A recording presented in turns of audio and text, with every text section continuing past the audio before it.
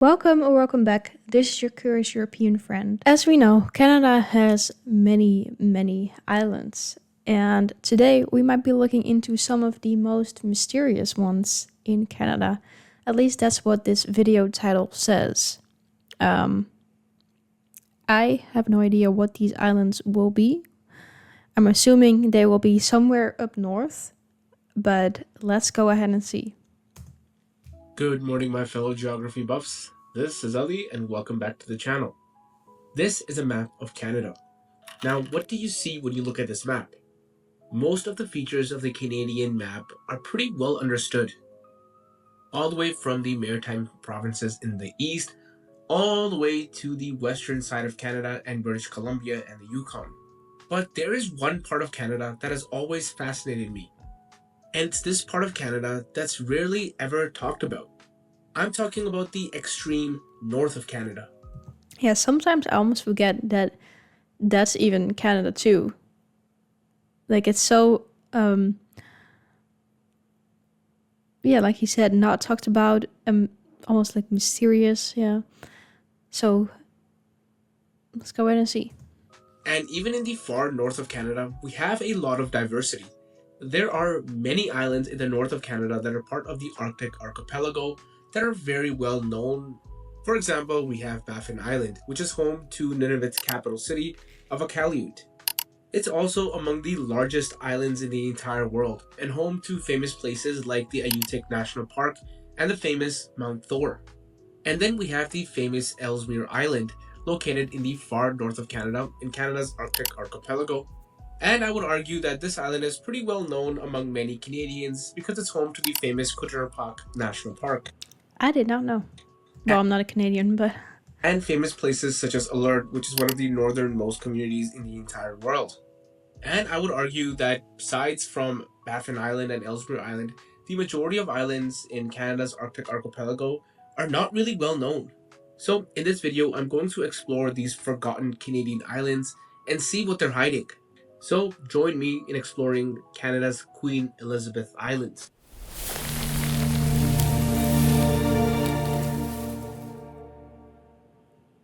The Queen Elizabeth Islands are the northernmost cluster of islands in Canada's Arctic archipelago. Oh, so all those islands there have like one big name? Queen Elizabeth Islands. They're split between Nunavut and the Northwest Territories in northern Canada.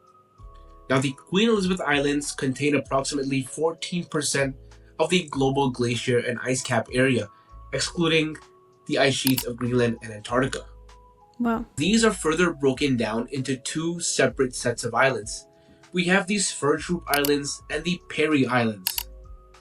In this video, which I hope is the first of a series, I'm going to focus on these Sverdrup Islands. The Sverdrup Islands are located on the western end of the Queen Elizabeth Islands. Now, the Sverdrup Islands contain numerous amounts, possibly even hundreds of islands.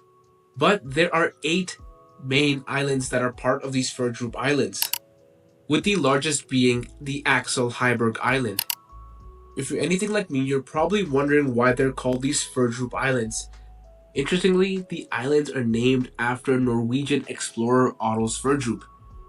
Mr. Sverdrup was actually the first person who explored and mapped these islands from 1898 to 1902, although Inuit people had previously inhabited some of these islands.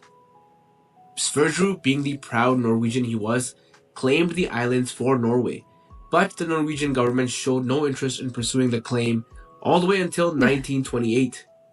At first, were they like, we don't want those islands, just like, let that be.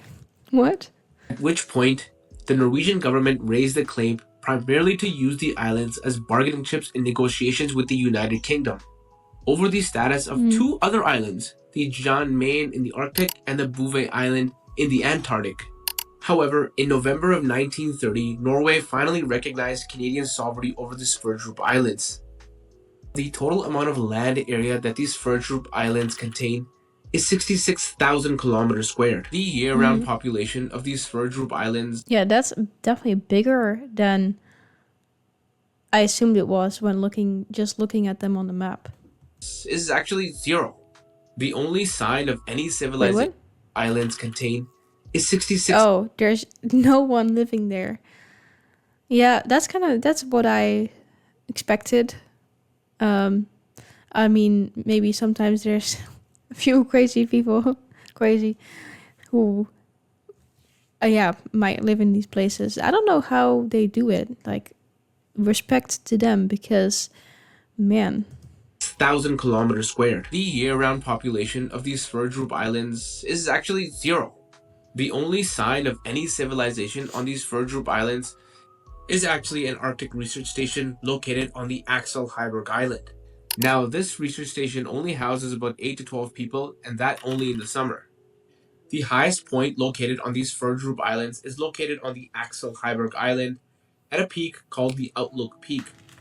This mountain peak has a height of 2,211 meters. The Axel Heiberg Island is actually the most mountainous of all these islands and is almost 50% covered in glaciers. Smaller islands such as the Elif Ringnes Island and the Amund Ringnes Island are separated from the larger Axel Heiberg Island by the Sverdrup Channel and the Peary Channel. The Axel Heiberg Island is Canada's 7th largest island and the 32nd largest island in the entire world. Now, surprisingly, this island is famous for its unusual fossil forests, which date back to the Eocene period. And these fossil forests provide strong evidence that the Axel Heiberg Island forest was once a high-latitude wetland forest. Now, it has been said that the Axel Heiberg Island has been inhabited in the past by the Inuit. However, during the time that the islands were explored by Otto Sverdrup, the island was actually empty of any humans. Back in 1959, scientists from the McGill University explored the island and set up the McGill Arctic Research Station. This comprises of a small research hut, a cookhouse, and 2 temporary structures comfortably accommodating 8 to 12 people.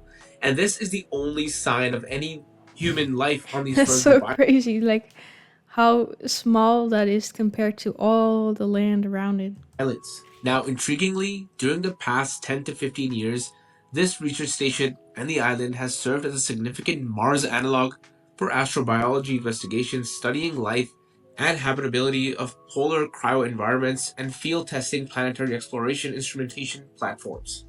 Basically, they use this island to see what kind of life forms could survive on the moon or Mars, and what kind of instruments can be used on Mars, meaning this is the closest we can get to Mars on Earth. The Axel Heiberg Island is also home to a glacier called the White Glacier. And astonishingly, ice thickness of this glacier can reach 400 meters deep. Now, the neighboring 400 meters. That's crazy. Elif Ringnes Island is also a very interesting island. It's Canada's 16th largest island, and it's roughly the size of Jamaica. The island is characterized by broad lowlands, but what's really special about the island are the salt domes that can be found within the island.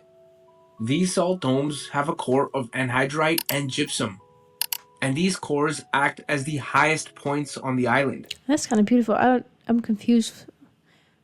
Salt domes, what that really is. Is that like just some kind of rock formation? Salt rock something? I don't know. While most of the island is flat, the salt domes stand out clearly on satellite view. The highest point on the island is also a salt dome. The Elif Ringnes Island is an extremely interesting place in regards to flora and fauna because of its extremely high Arctic environment. This island and the other Sverdrup Islands have a meager amount of flora and fauna. The low temperatures and the high amount of ice on the island supports approximately 49 species of vascular plants, 10 species of mammals, and 15 different bird species. Notable species that can be found on these islands. Yeah, it's also interesting that there is some form of life out there on these cold islands. Like, I sometimes wonder what really is on them. And like, then I get in my head, I'm like, is there even anything? Like, there has to be something, I guess, but sometimes I just assume there to be nothing but snow and just coldness and rock or something. So the fact that there's some form of life is actually really impressive. include the musk ox, the Peary caribou, the Arctic fox, and of course, yeah, the polar bear. That makes sense. polar bears. Other notable islands include the Amon Ringness Island, which lies just to the east of the Elif Ringness Island I mentioned previously. This is Canada's 25th largest island, and it's quite similar in geography and geology to the Elif Ringness Island. Of course, there are many other smaller islands located on the Sverdrup archipelago, but in this video we do not have enough time to go through each and every one of these islands. So let me know in the comments below, did you guys know about the Sverdrup Islands? I know I didn't before I did research for this video. And now that you know about the Sverdrup Islands, would you want to learn more, and would you like to visit the Sverdrup Islands if you had the chance? And as always, thank you so much for watching my video, and if you like content like this, give me a like. Yeah, but how do you even visit those? It's like, where is the closest airport even? And I guess then you go there by boat from there. But yeah, I'm wondering, like, yeah, what would that trip even look like? I bet it's beautiful though. And I wonder now, has any of you that are watching this video right now, have you been there or like on any of those more Arctic islands? Like, I assume that's just a whole another kind of world in itself. And I did not know of these islands. And now I know that that particular group is called what was it? The Queen Elizabeth Islands or something like that. Really interesting. Well, anyways, I hope you liked this video, and I hope to see you in my next one very, very soon.